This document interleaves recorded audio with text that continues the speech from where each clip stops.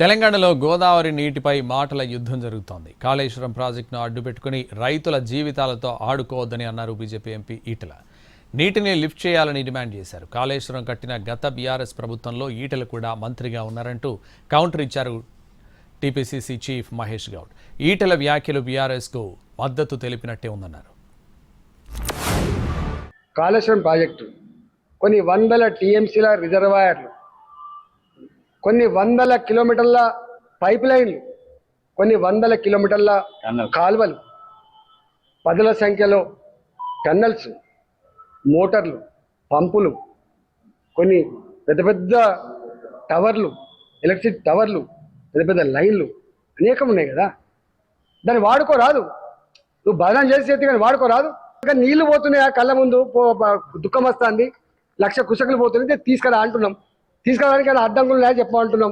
ఉమ్మడి హట్టి వద్ద ప్రాజెక్టు కట్టి ఉంటే కేవలం గ్రావిటీ వల్ల ఈ రాష్ట్రానికి నీళ్ళు అందించే అవకాశం ఉన్నప్పటికీ కూడా అక్కడ కట్టకుండా దిగువకు వచ్చి కాళేశ్వరంలో కట్టినారు. తద్వారా మల్లా సాగర్కి నీళ్లు రావాలంటే 10 సార్లు ఎత్తిపోయాల్సిన అవసరం ఏర్పడింది.